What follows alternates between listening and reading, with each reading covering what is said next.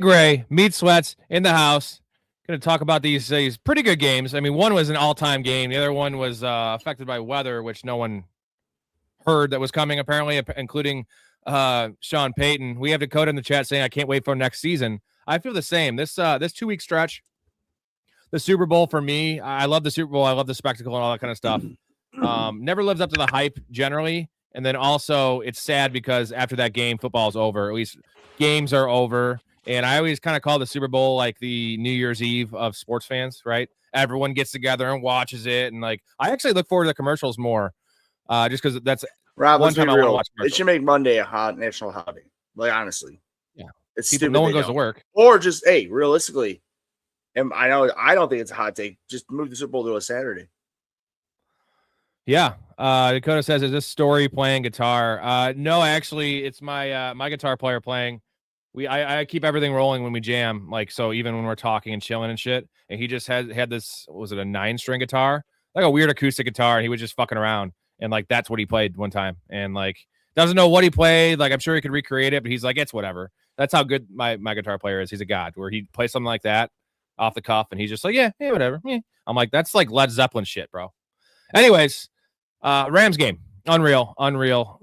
Could have gone either way. Again, Rams special teams letting them down all season. That's been their Achilles heel. And first play after the fucking every fumble game too, against them, dude. I'm saying every with them being Seattle, dude. Like every game, they let them down. Yeah, and Seattle. I always said if they played their best game, and like I did pick the Rams in this game, which went against everything I was saying after week 5. You know that the Seahawks, if they played their best game, maybe I was a little worried they wouldn't play their best game, and they really did, man.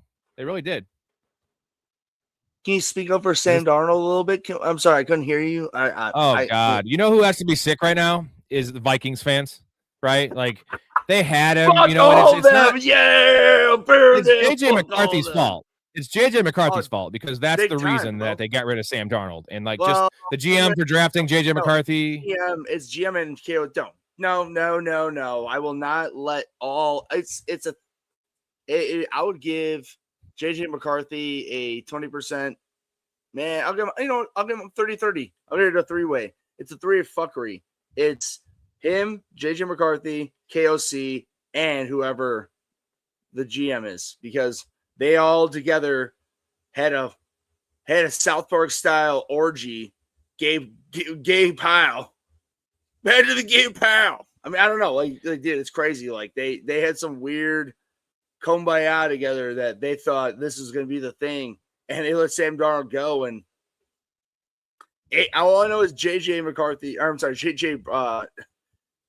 Justin Jefferson is just got to be fucking pissed. Yeah, because you just see JSN balling out. Real quick, the line on the game. Did you see what it opened at, Ray? I want to hear what you think. What you guess. What you guess. I didn't. So I would say it's going to be Seattle plus 7.5. Plus 7.5. Okay, I know that's Super Bowl. So we'll say, I know that. Okay, so Super Bowl wise, so plus 3.5. Seattle. Seahawks -5. Or I'm sorry. I'm sorry. Yeah. I got what you're saying. So Seahawks -5. You're right in the middle. Seahawks -5. They don't believe in the Patriots, and we'll get to that game in a second. Let's keep on breaking down this awesome Seahawks victory. And you know, my dad texted me during the game when they didn't kick the field goal. There was 5:20 left, I think, in the game. They both had 3 timeouts. Yeah, that seems like an eternity, but essentially it's 4 times. You would have kicked the field goal? Well, dude, I mean, just the way the game was going, man.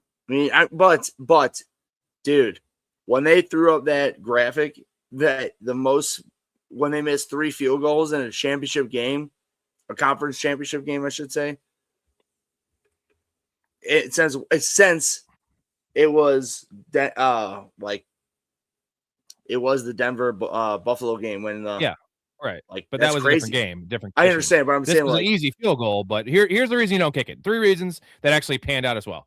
You know, Sean McVay is watching this team closer than we are, and we all know that Rams defense is trash. So you have that, okay? Mm-hmm. Bad defense, that came to fruition. You still have to come down and score, and you might not get the ball back.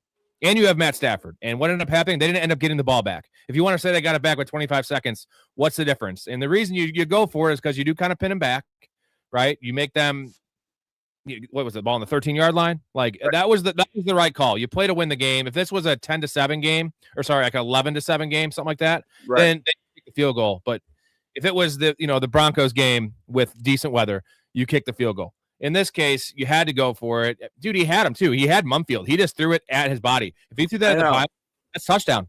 Right. Yeah, I mean, dude, the low scoringness of this game was insane. I mean, like at least with in general, like with the the kicking with that game, dude. All the kicking, like with the late, like honestly, the whole playoffs. All the kickers, man.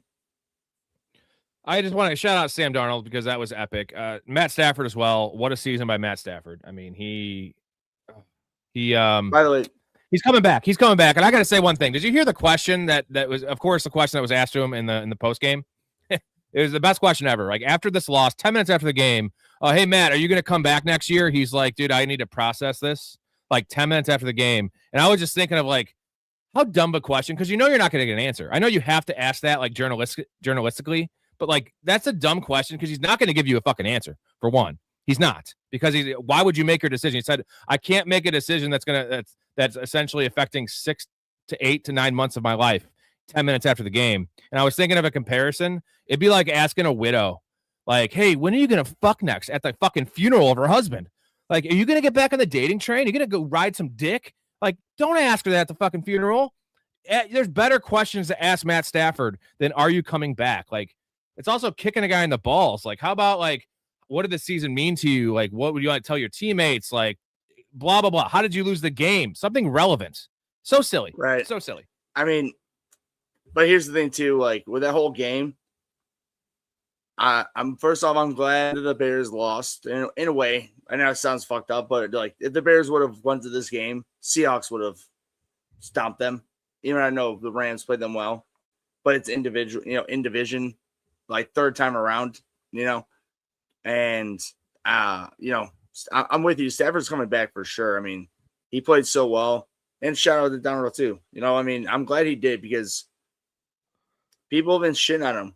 I mean, I know he's not the greatest guy around, but he's also not as bad. Like the ghosts back in his what team was he on with that? Was it the Jets? That was the Jets. Yeah. Yeah, right. Sam Darnold, Matt Stafford's almost certainly coming back because they the graphic up at the end of the game, 23 sacks taken this year. And he came into the year banged up. Like it's the healthiest he's been minus a finger injury, which obviously wasn't a factor. But and Tom Brady kind of set the mold here in terms of I know Tom Brady's a one-off, but Matt Stafford's only 37. And it's crazy to say he's only 37. His game style, playing inside with that Rams organization, with Sean McVay, with those receivers, like the infrastructure is there for him. So he just needs to finish off the job. And then you know what? I trust Sean McVay. I trust the front office to actually reinforce that O-line and just get a defense. Like they have the pass rushers. They just don't get a pass rush. It's wild. Because Jared Verse is awesome. Young's awesome. I don't know why they can't get a pass rush. Yeah. I was going to say too, with the whole Stafford thing too, is that, he's going to, like you said, he's going to come back. And also Devontae Adams, dude, I mean, they show that graphic that it said him and who's the other one? Who's behind him that has the most catches or whatever. And without a Super Bowl. Like I'm saying, like they're gonna bring it back. Yeah, he wants one. He's coming back for sure. Yeah. They got the team. They're all running it back. It's just a shame that it ended the way it did because I feel like this was the Super Bowl, right? Like these were the best two teams, and the two games were just such. I know weather played a factor in the Denver game, but it was just so apparent that these two teams, like you saw it when the stupid personal or the taunting penalty. The next play, Matt Stafford hits Puka for a touchdown, right? The Rams fumbled that punt return. The next play, Sam Darnold hits him in the end zone. So they capitalized on any little mistake. That's championship football. And someone had to lose this game, unfortunately, because these were the best two teams all season. And they said they also point differential. That's what the number one thing I look at. DVOA is a big stat for me, but point differential is the end all be all for me because it's like when you win these games in dominating fashion, opposed to, remember last year when the Chiefs were just winning those games by fucking 2 points and they get smoked in the Super Bowl because they were kind of fraudulent, right? They had Mahomes, right? But these two teams were not frauds. And the Rams, I feel like it would be the same. If the Rams won, it would be Rams -4, right? Seahawks -5. Like that was the thing. And let's be honest, the Patriots are a good team. Let's shift gears here to the Patriots game. And this comes down to me personally as a man that had the alt line -2.5 for the Broncos. So I was rooting for the Broncos. I picked the Broncos. Sean Payton not kicking that field goal, man. Dude. Like, yeah. This is the thing. It's like read the room, read the game, and the game was low scoring. And the weather, and I didn't see this weather report, right? When I made the bets on Wednesday, obviously that's way too far out. I even looked on Saturday, man, and I didn't see anything, even at game time, and it just came in. But I guarantee you knew at the time. The meteorologists didn't know that, man. They did not know. Like I think they may have said it was one of those things like how they say about us, a little flurry, and a little flurry turns into a foot. I know they didn't have a foot, but I'm saying like same difference of them getting a big downfall. They didn't know that was coming. I mean, as far as I could tell during the whole entire game, and especially the way they're doing, going about the game and everything.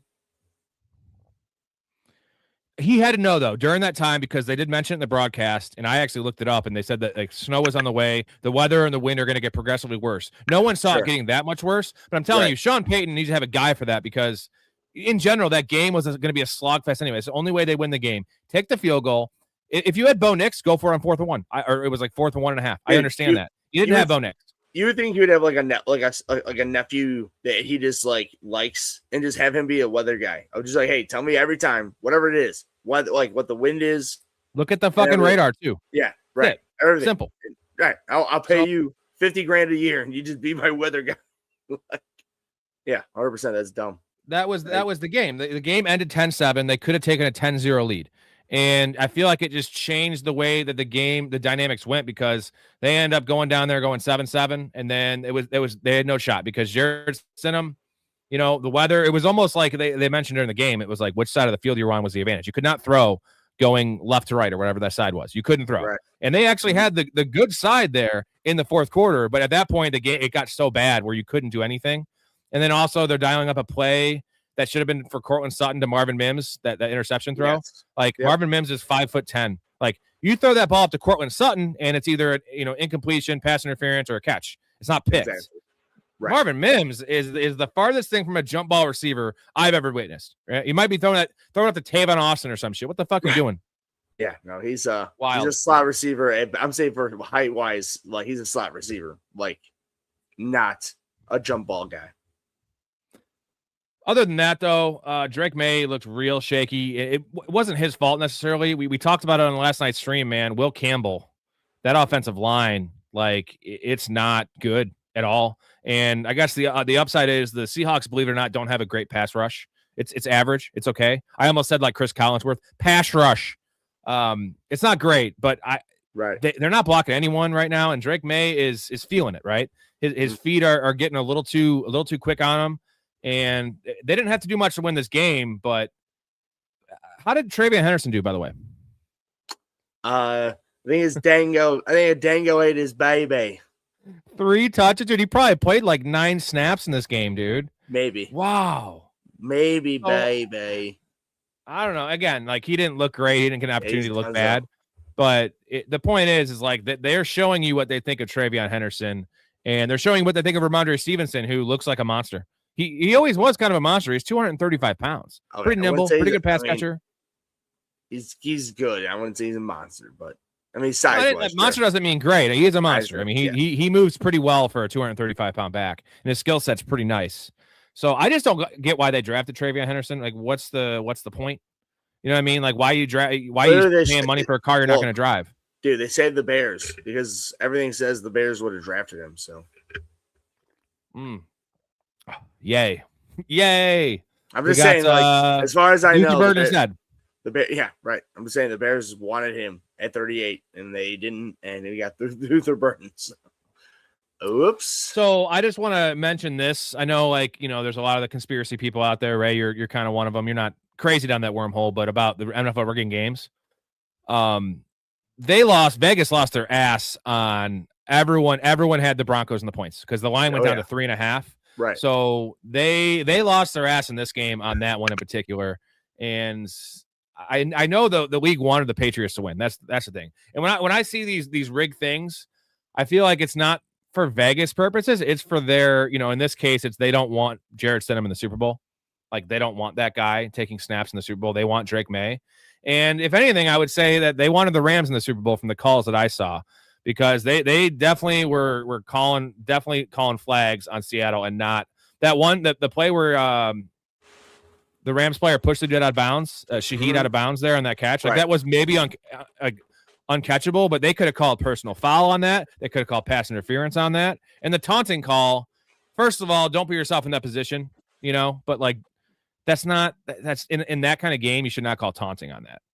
Like give the guy a warning. Like, by the way, dude, in that game when I think they said Seattle had four penalties and the Rams at 0, and it was like late in the second. I was like, really? Rams have no penalties. Okay. That's not that surprising. The eye test was worse just because the Rams are a very, very disciplined team. Sean McVay runs a really tight ship, and like they had same thing with the Bears, right? The Bears game, they had 0 in the Bears, I think, all game. They had 0 penalties and 0 drop passes against the Bears. That was a clean operation. That's what Sean McVay does. Dakota says Big Ray will pass the professional Fanatics for third place payout. Yeah, Ray, you're in. We're out. We're officially out. We had so much in the Rams, and all we have is Travion Henderson, who doesn't count as a player. He gets you 0.5 points, which does not count. And then we have like AJ Barner. So like we're out. So it's going to be Jonathan. It's going to be Jonathan, Chaz, and you, Ray. And it's probably Chaz and Jonathan for first and second. You're going to get third. Because Ray has Tiny Dancer, gave me the third place. Yeah, Tiny Dancer. We got a shout out to this man. He awesome first half, not as great of a second half. Tiny Dancer.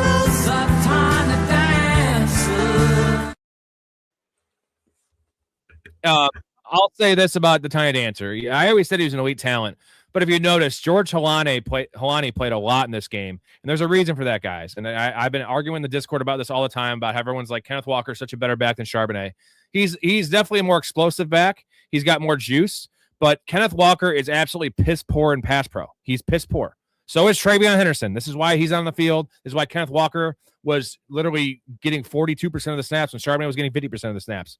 Because coaches especially a coach like McDonald, right, defensive guy, they like guys they can trust that aren't going to blow assignments and get Sam Darnold killed. And George Halani was coming off the IR. He hadn't played in 8 weeks, and he's getting important third down snaps. And there's a reason for that. That's why Kenneth Walker, I love Kenneth Walker, but he's not a complete running back in that sense. Now, I'm not talking about the bouncing out thing. That's another thing. The bouncing out thing. That's the joke. The Tiny Dancer thing is because he bounces everything. Again, McDonald doesn't like that. He ran really hard in this game. He's sturdy, dude. That move he had in the first quarter on, I forget the linebacker, when it was right in the hole, dude, easy. He just juked him to the right and he dusted him, man. The guy missed by 3 feet. And like that's an easy routine NFL tackle on most running backs. And like that was a Bijan move. And that Kenneth Walker is more of a Bijan talent than he is Charbonnet talent in terms of running the ball. But yeah, this Kenneth Walker is going to make so much fucking money now. So much money. All I know is that I thought I fucked up when I drafted. And dude, all I know is if I could have somehow fucked up the third pick instead of being auto drafted with Aaron Rodgers. Again, mind you what I said. Just had my own choice to fuck it up. Would you want the Bears to get Kenneth Walker next year? After what you've seen, we know his deficiencies, and you know the money it's going to take. It's going to take $14 million a year. 3 years. No. $45 million, something like that. Nope. No, I'm okay. Honestly, someone's paying him.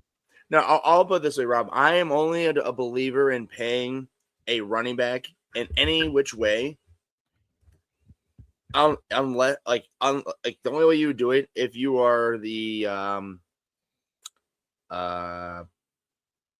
one player away kind of guy. Exactly. And we kind of are, but we have good running backs, right? Like we do. A team that comes to mind perfect for me is the Texans. I think the Texans is ideal. Chiefs. That scheme. Chiefs as well, but I think the Texans really need a running back. Yes. Right. They are, and I think he just fits what they want to do. But Rob, here's the thing: are you a believer in you're going to pay a running back when you could just literally draft 2 running backs in every draft, and you're gonna probably come up with one Manungai every year. One Manungai. I like that saying. 7th round pick. You're gonna come up with somebody that 7th round good, running backs better. out of Rutgers. Jason, shout out Jason. What's going on, man? See it now. Darnold on the 2-yard line throws a pick on a slant to JSN. Should have ran with the tiny dancer. I hope but that's not. why Ray is fucking rolling.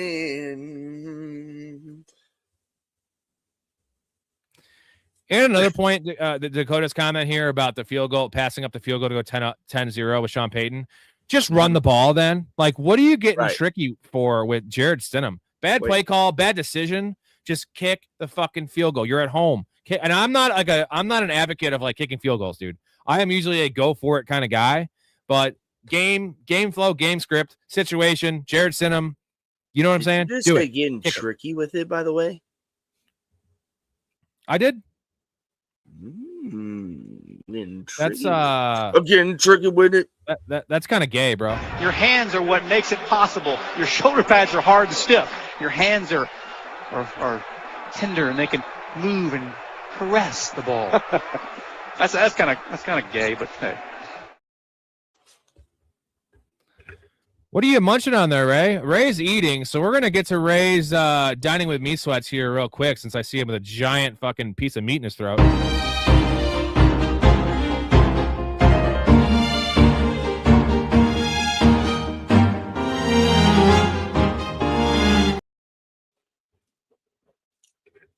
Yeah, wings, everybody. Wings, man, from Wingstop, bro. Parm garlic. What do you got? No, I actually got so I like the wings well done just because they're crispy. But they have a hot honey, like dry rub, but they have 2 new flavors of a sriracha hot honey and then a garlic hot honey. So I got the sriracha hot honey wing, and then I got a bunch of Louisiana, which is like Cajun rub, which is a dry rub, and then I got the sauces, so I dunk them in there, so they can be all. Not. How many did you get? 16. 20? Oh, that's pussy shit. That's pussy shit. Jonathan, you have a chance. Jonathan, you have a chance to win. Honestly, it comes down to which team wins. If Seattle wins and it's not all Kenneth Walker, like, you win, bro. What a comeback for all you guys. Lopez says Jesus Christ loves me, loves you. He loves Ray. He doesn't love me. We'll say that. No, he loves you too. Loves us all. Jonathan, if only Jonathan had taken a quarterback in the first round. I'm allowed to be trolled. I don't know if I said that. We probably might have said that on the stream, but I'm going to blame Ray and Mouth for that one. They probably said that. Jay says maybe next year New England can figure out how to utilize the backfield situation. They are very fortunate to be where they are. The offense looks mid. The whole team has looked pretty mid. Their defense looks solid, I guess, but no, they're not going to figure it out. This is Ramondre Stevenson's backfield. Like, he's just a better player. And again, the Trayvon Henderson did not really show bad today because he didn't have the opportunity to look bad. But the fact that they're not spelling Ramondre Stevenson at all. 23 carries for Stevenson, 3 for Henderson. They don't trust him in pass pro. He's not a dynamic. He's fast. He's very fast. Henderson's very fast. But like, this just adds to my point that, like, if he was actually that talented, he'd be on the field. Right? Their offense is not looking great. Like, they would get a playmaker like that on the field. He's an all-purpose weapon, Ray. You didn't hear that? He's like a Swiss Army knife, right? I mean, I saw him catch the ball quite a bit of times. That's why he got me 10. He got me the 10-1. So in my end up downfall under balls deep. How about that Blake Corum bet I had today? Plus is 10-1, plus 1050 for 20 plus receiving yards. I made that like 3 a.m. drunk, and I forgot I even had the ticket, and I was just looking at my bet. I had like really, 7 sprinkles today. Really pissed off if I somehow or another just lose like second place by like just normal, like in how it happened, many times throughout the year. Lose by some points because Corum just fucking raid Kyren Williams. We got a lot of Seahawks fans in here. Seahawks going to the Super Bowl. Takes a sing off just a tad bit since losing the fantasy championship. Beat the Pats. Well, Sports Chaz, they're 5-point favorites, and that's for sure going to go down. I see this settling at like minus 3.5. So if you like the Patriots, bet it now. If you like the Seahawks, wait. It's not going to go up. It's at -5, open -5. It's not going to. That's a huge line. It's going to go to 3.5, maybe even -3, just because it's a Super Bowl. So we'll see where the sharp money's at. But Max says, what do you think about the Seahawks saying they're going to be wearing their throwback helmet and uniforms? I fucking love that shit. Love it, love it, love it. Nice eye candy for us. Like the 90s or the Sean Alexander? I was in the Sean Alexander and Matthew Hasselbeck ones, right? Yeah, those are beautiful. They're absolutely beautiful. I'm saying I like the green ones too, but that's not really. I think both of them. No, I'm talking the 90s, like Jason Sehorn days. You know what they should do? Remember how in Waterboy they changed their uniforms at halftime? They should run the two, right? I love. Oh my god, I love those Waterboy uniforms. What do you got there? Stole this from Pizza Cucina back in the day. Still rocking it. I'm saying it's just the good old like black, just plastic. Like that's a classic. Everybody knows when you go to a pizza place and you get this Coke. Yeah, I got like 2 or 3 of these from back in the day. Super weird how Ramondre's fumbling woes just went away, because it wasn't just a problem this year, Jonathan. It was a problem last year, and this year was worse just because it was in a smaller sample size. But he has not fumbled since that. It was week 6, I think. So I think he had 4 or 5 fumbles after 6 weeks and nothing since. So you know what? Fumbling has always been that thing that could be fixed. It's mental. Part of it's mental, and then part of it's ball security, right? Technique. And I feel like both of them worked. And this is why Mike Vrabel is a great coach. Not so much X's and O's, but he gets full belief from his players. And he's the kind of guy that reinforced. You saw when he didn't bench him after all the fumbles after last year. He's like, he's our guy, not like our main guy. He's like, you're not going anywhere. We need Ramondre Stevenson to go anywhere. And that goes a long way for a player, man. Like, the opposite of that would be the Nick Sirianni effect, where you see Nick Sirianni, who's yelling at his players. AJ Brown. Well, you gotta like motivate these guys, right? And have their back, man. Like, football is a fucking family, dude. These locker rooms are tight. And Mike Vrabel, I think, is the best example. I love McVay and some of these other guys. Mike Vrabel is a fucking player. Everyone knows to trust and respect Mike Vrabel, because that motherfucker, awesome linebacker, catching touchdowns from Tom Brady, like the ultimate team guy, knows what it takes to win, and played under Bill Belichick, by the way, too, which couldn't have been fun. That could not be a fun experience. Couldn't imagine that. Yeah, all I know is one guy took his shirt off and got the whole belief of the whole world on his back. Did Jason Sehorn play for the I think Jason Sehorn played for the Seahawks as well. I know he was mostly a Giant, but I think he did play for the Seahawks. He was just really bad. He definitely played. Dude, he played for the Seahawks, then went to the Giants. Blake is not on here. He's let's see. I want to fast fact check this one. Jeez, why am I you know what? Just go ahead. Fact check. No, I am just curious. I know you are. No, I'm happy because oh no, he did not play. He did not play for good. Then he had 1 year for Rams. Good call, Dakota. On that note, I'm gonna hit you guys with the intro. And Ray has to swallow some food here. And then we'll get back with all your questions.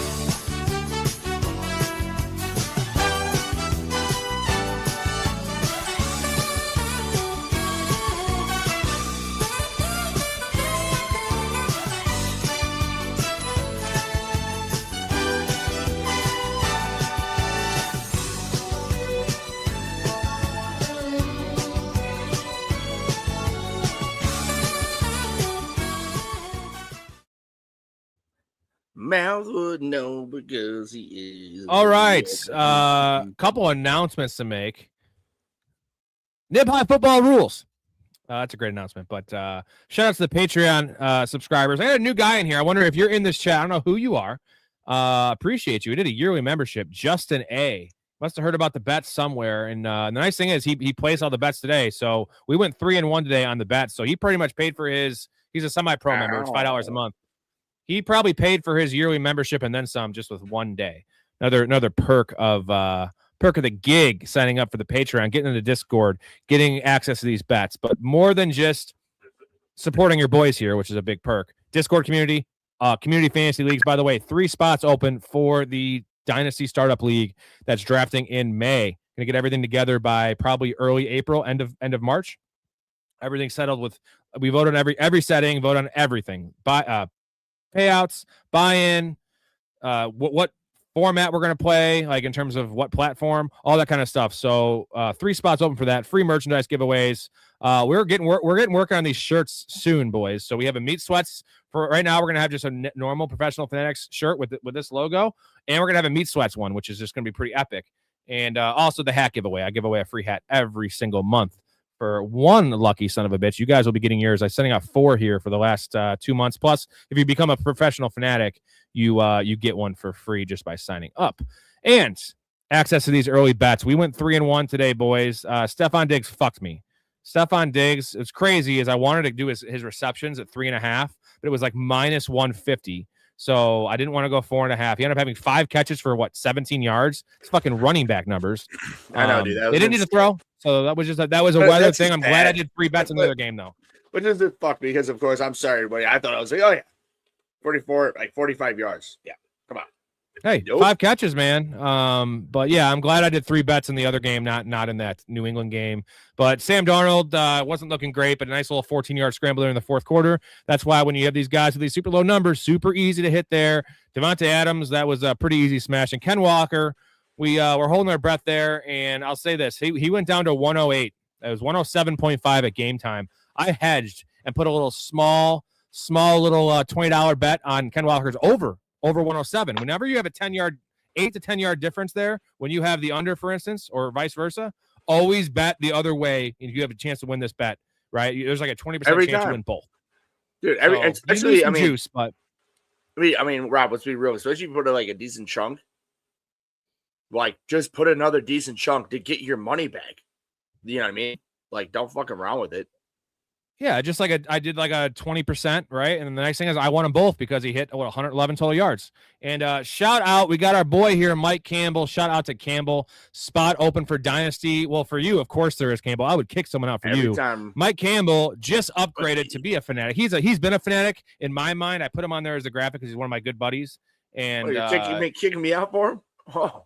No, there was 3 spots open. Campbell, you're in, baby. You're in. But again, shout out to Campbell. And by the way, this is kind of breaking the rules a little bit because the rule is if anyone signs up for Patreon during the live stream, or upgrades or membership, whatever, I chug on the stream. He did it right before the stream start, but you know what? This is for you, Campbell. Oh, that's for you, buddy.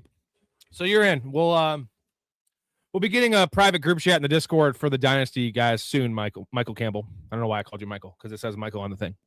Anyways, you're in Dynasty. Anyone else? There's 2 spots available now. 2 spots. So it's going to be awesome, man. Probably $100 buy-in. We got to figure all that kind of stuff out.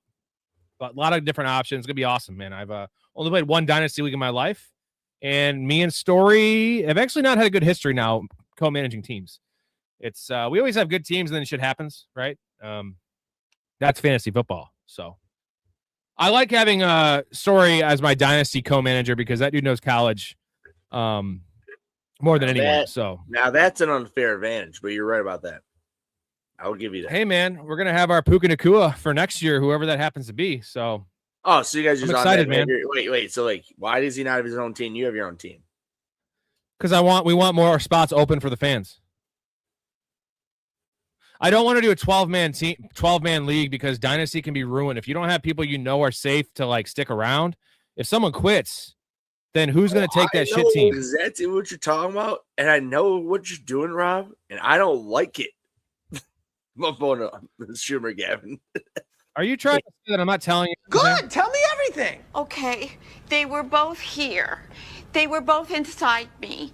Eduardo was in my mouth and Luther was in my butt. Oh, my God. No, don't tell me everything. What? No, what? Damn it, Bonnie. Eduardo who? Sanchez. Holy shit. Tell us more.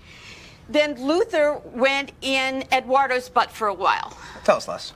Tell us less. Then they both completed on each other. I was left out of the finale. Sorry, you don't have to quit a week to do this one. Just do another one. You got. I'm joking. I'm literally fucking, dude. I'm literally fucking with him, man.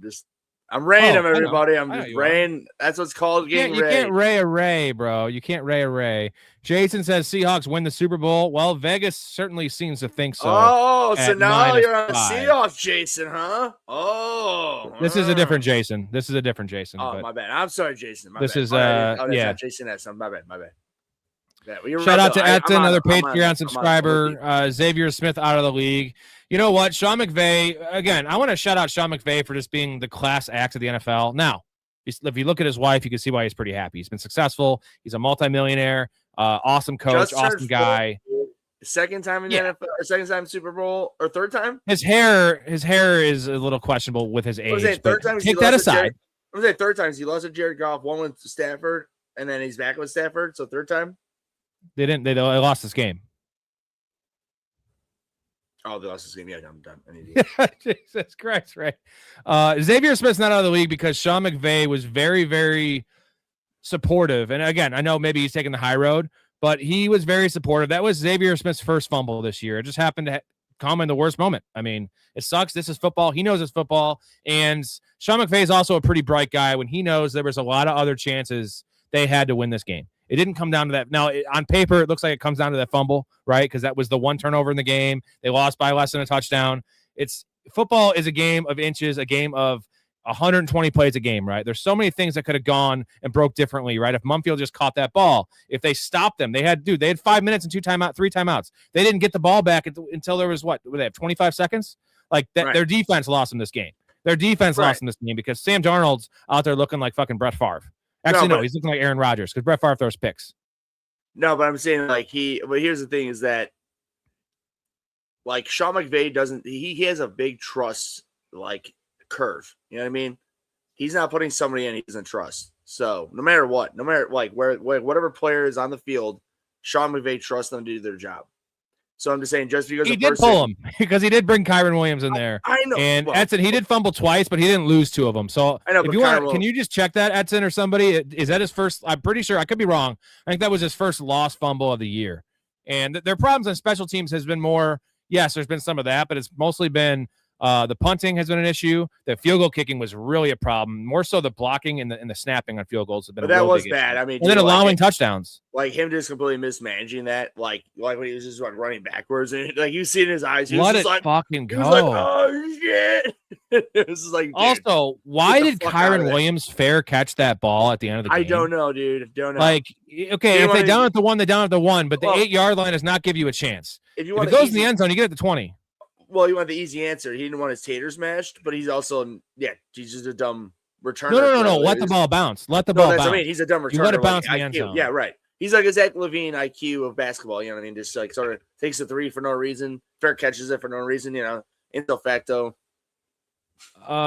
It was that Xavier fumble was bad on so many fronts. This is another time where I know you're told it's risky to let the ball bounce because you can get pinned inside the 1.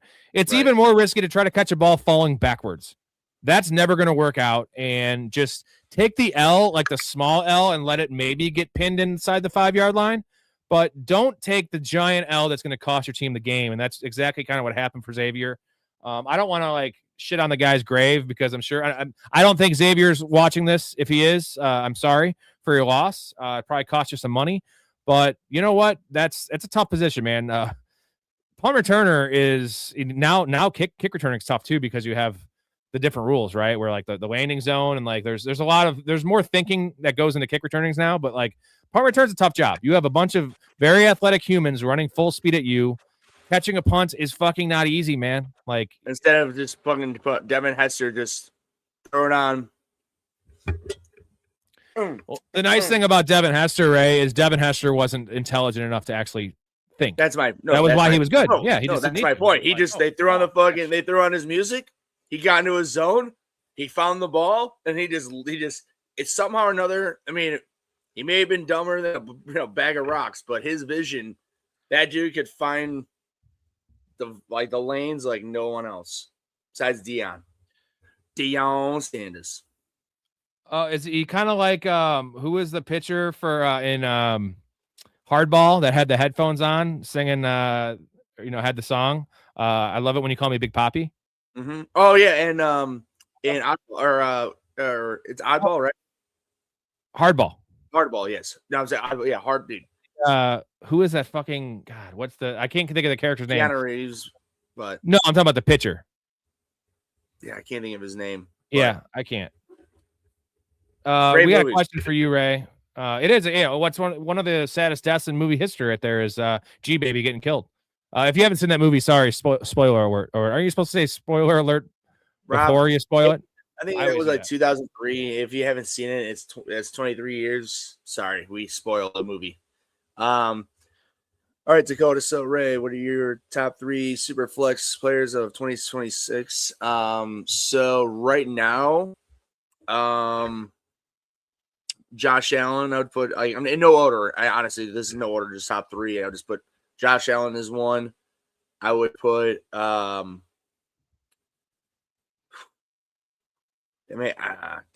I'll go. I have Josh Allen is one. That's an easy, by far, easy number 1. He's the one that stands above. Then you have Drake May. I think is going to go 2. That's a good. You have to put him there, but didn't get injured. He's young. And then He's it's Joe getting the ball and he Burrow. runs. I'm not going with Lamar just because the injury prone stuff. And Joe Burrow is, if it's 6 for a passing touchdown, Joe Burrow is my number 2 player. If it's 4 for a passing touchdown, I might go Jaden Daniels, dude. I know it sounds crazy to say. I know people are worried about the injuries. I don't play fantasy like that. I guess if you want to go with a player like Puka, I personally in Superflex, I'm always going to take a quarterback in the top, I'm going to take a top 4 quarterback, even regardless of what the situation is. Especially because dude, I was thinking about this. If you were to take in top 3, Dakota, one of these 3 guys that Rob just said of Allen, May, and Burrow, and then it comes all the way back to you in one of those top 3 picks in the second round, you're going to be able to get at least a top 10. Like for me, I'm saying my first super flex ever, I took Lamar 3rd, and I got Amon St. Brown and JSN and Genty. There's going to be value at positions. If you wait, the problem if you wait at quarterback in those top 4 selections, you have 1 through 4, though you're at the mercy of the rest of the league, because if teams decide to double up and there's a major quarterback run, then you're stuck with taking quarterback 14 at pick 23, 22, which is just not good value, right? I'd much rather have Jaden Daniels or Drake May at 2 and then take your elite RB6 or wide receiver 6, which I'd rather have wide receiver 6 and Drake May than fucking Kyler Murray or some shit as an example. Right, Maybe not Kyler Murray, but but whatever his Jared Goff will probably be that range next year. Right, exactly. Kyle says, why not Jared Goff? Jared Goff's super consistent. He just doesn't do anything with his legs. So he's never even a top 5 quarterback, even though he throws 34 touchdowns every year, just because he's not using anything with his legs. So if you're not getting anything on the ground, you have to have an all-time epic 40-plus touchdown, a Joe Burrow-like season. And the thing is, Joe Burrow at least offers you, he'll get 280 on the ground and 2 rushing touchdowns. Jared Goff will get you 40 on the ground and maybe 1 rushing touchdown. It's not enough to even out. There's no upside in Jared Goff. I love Jared Goff for fantasy, just not inside the top 5. Well, here's the thing with him, too, is that, with the Lions, with the new offensive coordinator that they hired, I'm not a big fan of it. I'm not going to sit here and, shit on it. But at the same time, it's just, I'm not it's not I personally, they should have went all in on Mike McDaniel, in my opinion. Just threw the money at him, and because they knew. Because I'm saying, in my opinion, it'd be like throwing the money at a free agent in baseball that you give a 5-year contract, but then it's a 2-year. After 2 years, you have the player out, to opt out. Same difference, because if Mike McDaniel's if he were to be hired by the Lions, he'd probably end up killing it there, and he'd get a job pretty quick. If you're not a year or 2, so they just pay him a lot right away, he'd be done. But I don't know. Mike Petzing's a joke. Simple Jack, the story of a mentally impaired farmhand who can talk to animals, was a box office disaster that many critics called one of the worst movies of all time. Got a good brain. I think you've got a fine brain, Jack. You make me happy. But now the question is, can speed... Always epic. All right, so we are caught up on questions. I'm going to talk a little bit more about the Super Bowl, and then I'll answer a few more. It's always going to be a short show tonight, but we'll be back tomorrow night with more of a Super Bowl deep dive. I got to crunch the numbers and look at some things. 46 over under, 46.5, and then Seattle -5. So I bet by tomorrow, noon tomorrow, this is down to 4. I would say -4, and I think game time it's -3.5. Well, I can't believe it opened up that high. I was saying you took the words out of my mouth. Is that literally like no matter what? Like I would bet my life the day of when the ball's kicked off, it would be minus 3.5 no matter what. Like I don't care. Like you told me it's -5. It is insane. So if you can get your money on it, good, good for you. But it's that because it will end up being 3.5 when the ball's kicked. It might be even -3, dude. It might be -3 by the time that who knows.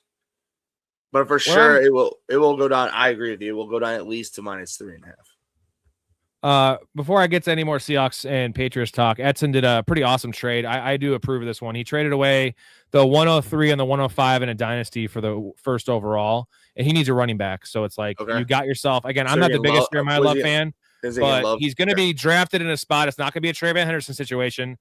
He's going to be drafted in a spot where, I expect maybe top 18, top 16, not top 10, but he's got better talent than where he's going to go. Dude, so like he will force his way on the field.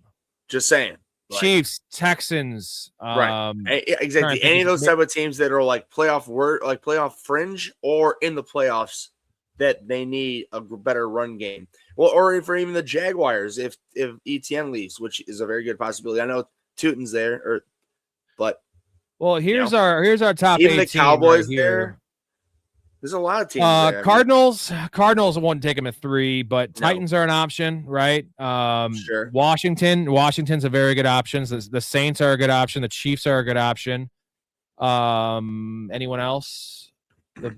The Jets, if they get rid of Breece Hall, but that they have Braylon Allen. So I think I would say no, dude. The Vikings at 18. The Vikings at 18 are screaming to me. The Vikings will trade up. Yeah. They're a team that is actually closer than you think. If they could figure out the quarterback situation, whether it's Aaron Rodgers, whether it's JJ McCarthy. Well, I'll say they're closer than everybody thinks. I agree with it, but obviously JJ McCarthy is a problem.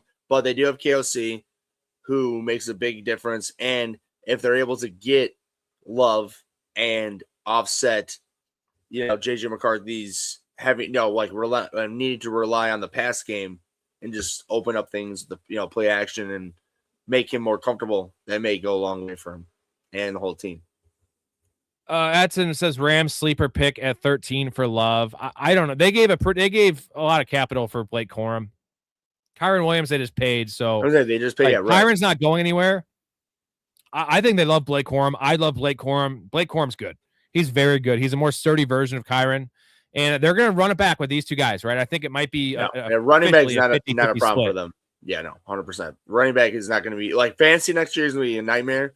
But no, like going forward, there's no reason for them to mess with capital, money, draft capital, anything like that. So, and you could think of a situation where you trade Kyron because he's kind of underpaid, he doesn't make a lot of money, but what would Kyron fetch? A 4th round pick at best? You know what I mean? Exactly. Like he wouldn't fetch a lot. So it's like, why would you swap Kyron for Jeremiah Love and then get rid of your 1st round pick essentially to get a 4th round pick? I don't know about that. Where you can get it would be nice. They are a luxury. They have a luxury. They would be a team that could take a luxury pick, but I just feel like that muddies it up too much. That would be a Travion Henderson situation there if they brought him in. So I don't think I don't want that for Jeremiah Love personally because I don't know what I feel about him, man. I gotta rewatch a tape. I'm gonna start diving. I just started diving into quarterbacks. I gotta dive into running backs here, but I like a couple guys more than him. I'm not gonna give any names yet because I don't want to go out on a limb yet until I really dive into the film.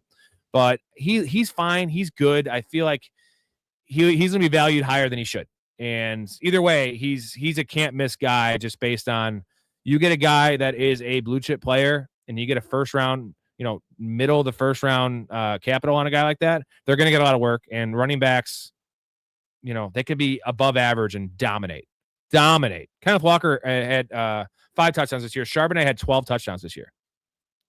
12 for Zach Charbonnet. I'm so sad about the Zach Charbonnet injury, man. I was so happy for him to be drafting him next year because Kenneth Walker's gone. And now they might re-sign Kenneth Walker, honestly. I wanted to draft Zach Charbonnet in the 3rd round. I feel like he was going to be a smash. I'm going to talk about this Patriots game real quick, though, the Super Bowl. One thing I'm really curious to see is how, and we're going to hear a lot about this the next 2 weeks because everything is going to be overblown, right? But it's Christian Gonzalez. Christian Gonzalez, is he going to shadow JSN? Because JSN is one of the hardest players to shadow because he's always lined up in the backfield, in the slot, in the flanker's position. He's in motion. Like it's hard to guard the man. It's definitely hard to shadow the man. So that's a thing. If they could take him out somehow with Christian Gonzalez, they say, guess what? You're fucking playing man on him the whole game. We'll play if we're playing zone, you're on him in man. That could kind of take JSN out because Chris Gonzalez is good. He could get beat deep though. We saw him get beat deep by Marvin Mims on that play. Okay. Little troll in here. Hold on. My user is just gonna work.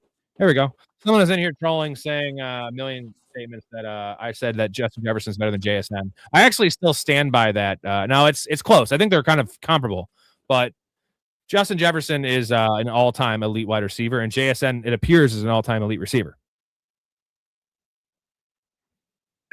What do you got that at? JSN's figuring it out, man. Clearly.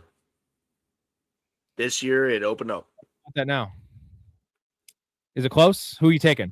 Not in fantasy next year, but like if your team, if the Bears could get one of those two guys, take the age out of JSN or Puka. No, or JSN or Justin Jefferson. Yeah. That is tough. I'm still gonna go with JSN just because of the quarterback. I just don't believe in JJ McCarthy. No, I'm it's Justin Jefferson. If the Bears could get it, one of them. Yeah. Caleb had Justin Jefferson or JSN. Justin Jefferson. Yeah. Sorry. Yeah. That's our guy. That's he's our Hall of Famer right now. Like he's a Hall of Famer. JSN is working towards that way. JSN is a Hall of Famer. Like I mean, like if he were to break his leg terribly and had to retire right now, he wouldn't be. But we all know, like, close. What do you guys think in the chat? Right who do you want? If it's next year, not for fantasy, but just on your favorite team, take scheme away from it if you can. Just as a player, as a talent, you want Justin Jefferson on the team, or do you want JSN? If you're playing Madden, I'm just for whatever, whatever easiest for you to think. Like, I'm saying for lack of a better term, too. Like, if you're on Madden, still thinking Jefferson, man, just because Jefferson is. Dakota says Antonio Brown a Hall of Famer. Then also Antonio Brown's a Hall of Famer for sure. No anyway, doubt. Right? Yes. As long as they don't factor in his knucklehead shit, but he was so dominant for like six, there's a lot of years. people who have a lot of knucklehead shit that are receivers that are in. So yeah, he'll be fine. Well, the NFL doesn't really punish lack of like correct long careers because Terrell Davis is in the Hall of Fame and he played like 7 years. Now they were the 6 of the years were like some of the best years ever consecutively, but 7-year career should probably not be in the Hall of Fame in general. That's really short, but the NFL also realizes that it's a fucking violent game. Like a baseball player would never make the Hall of Fame in 7 years. NBA player would never make the Hall of Fame for a 7-year career. But they very well could, though, if they had a very violent, like their knee went like this, and it was just like. Well, Derrick Rose. You think Derrick Rose is not going to make the Hall of Fame? That's right. That's it. Gale Sayers, Gale Sayers similar. I think Gale Sayers numbers weren't even that crazy. Gale Sayers was just such a revolutionary player, right? Like he had some of like Gale Sayers, almost like moments, right? He had moments. The game where he had 6 touchdowns, like that kind of stuff. Gale that's Sayers like was iconic. Barry Sanders before Barry Sanders, and then like think about this, dude. Both those guys, Gale Sayers and Barry Sanders, if they played right now, would be unreal. Like they would blow the water like out of Gibbs. I personally, or maybe Gibbs would be on par with them. I don't know, just because we didn't see those. I saw Barry Sanders play. I think Barry Sanders is better than Gibbs. We didn't see Gale Sayers play. But, also, I was just watching highlights of like a random like Instagram video of Matt Forte today. Dude, if he was playing fantasy, like just in general, or like playing football today, holy shit. Matt Forte was a big boy, like 220. Right, but I'm saying 1,000 yards rushing and 100 plus 100 receiving or 100 catches. He was a cheat code, man. He was, I think, the number 1 pick for 2 years straight, and then he kind of just got a little banged up. But yeah, he was the man. I mean, it was automatic, and it was in the era when running backs weren't catching passes. So he, it's like now. Remember the stretch when all the running backs were catching 1 million passes? Like we're still kind of in it, but it was like 4 years ago. There was a stretch where there was a bunch of guys with 80+ receptions. It was the Alvin Kamara, like right when he came on. There was a bunch of guys. It was kind of like the triple double Remember the triple-double stretch in the NBA when like everyone was flirting with averaging a triple-double? Right. And you had Westbrook and Harden and a bunch of guys like getting real close, like 9 rebounds, 9 assists. Those kind of things always go away. But Matt Forte, man, you know what college you went to off the top of your head? Trivia. Yeah, Tulane. Big Green Wave. Hey, I want to give him a very nice performance on that one because that's a deep dive. Very nice performance. Very nice and clean performance. Very, very, very nice. Which one of these talented entertainers, who I am not attracted to at all, will be the winner? You're attracted to Matt Forte, I think. He was actually a pretty attractive man. I must say so myself.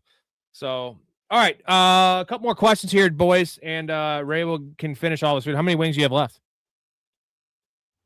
Probably like 6.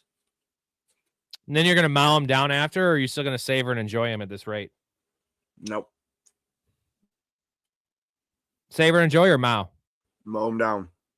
Mow them. Is it mow or mow? Mow. Mow. Mow. I think it's mow.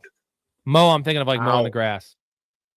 Mow them. Okay, one last thing to get to here. It's Helen Hunt. Say hello to Helen. Hi, Helen. Oh, what a cutie. Rob's favorite movie is Twister. And we'll get a little big Ray at the Bears game here. An epic, legendary performance by Ray. Everyone's all bundled up. You see Ray with his shirt off. That is what's for dessert, Dakota wants to know. What's for dessert, man? Weed. A dab. A dab will do. Oh. A dab will do. No sweets? We'll go to sleep. No sweets? No cake or like cupcakes? Anything like that? I got some Sour Patch. Weed brownie? I probably won't eat them tonight. Doesn't seem like the most appetizing thing to eat before you go to bed. Sour Patch? The candy in general. Yeah, I mean, not necessarily. You're right. I used to love hot tamales as a kid. Fucking love those I still things, love dude. them, dude. Like I'm not I saying do when too, I love but them, like, I'm not gonna, like, I don't openly seek them out, but like if I once in a while I will buy one of those $1 just like box of them and just like Well, remember the half-pound boxes? Yeah.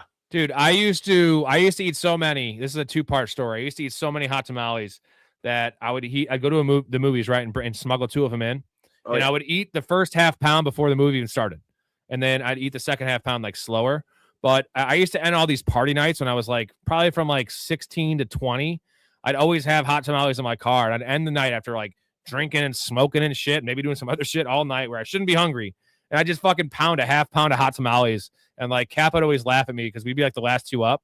And he'd hear me like smacking my lips. It'd be like 4 a.m. and I'm just fucking like eating hot tamales in a dark room.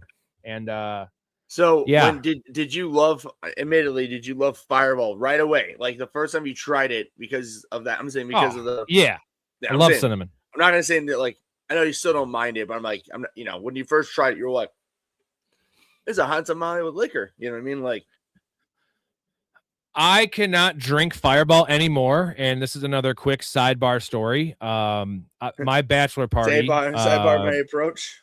We got destroyed. We went camping and we got destroyed, and we started drinking at like 4. And by like 10 o'clock, we'd all had like 15 or 20 beers. And one of my close buddies brought some fucking mushrooms. And I hadn't tripped in a fucking long time, dude, like 5 or 6 years. So I just do like a little bit. But at this point, I'm so drunk. And that just, it wrecked us all, right? So the next day, we go on this canoe trip. And we did like, it was like a 15-mile canoe trip. It was like shitty weather, wind in our face. Like we essentially had a paddle the whole time. There was no floating. And everyone's like, dude, we got to keep on drinking. Let's drink. And we drank a lot of Fireball that night. And I was like feeling like shit. But since it was my bachelor party, they made me do it. I took a shot of Fireball and just like puked immediately. And you know how like you have those bad like associations with something? So now like, because Fireball is already pretty gross. It's so sugary and it's not like quality shit at all. Sugar right now. It's like made for a child. You know what I'm saying? Right. Like, if you want to get a 9-year-old drunk, like that would have been Michael Jackson's fucking drink of choice. I'm gonna tell you right now, because they made they have right now. You could find a wine bag of it with a fucking screw tap. Lutz fucking had it, and of course, Mikey was there, and I mean, this was like 7-8 years ago. And Jay Lutz brought it out, and like he did one and he gave it to me, and I started doing one, and Mikey came over and just squeezed the bag so it just like shot down my throat like fucking crazy instead of my drinking pattern. And of course, Jesus. Yeah, bad things happen out of that. It's gross. I mean, hey, I get why. Jack Fire is just much better. If you like Fireball, buy Jack Fire. It's actually decent shit, and it's stronger. It's more alcohol. It's not as sweet, but it's still like something, if you're kind of a bitch, you can drink without chasing.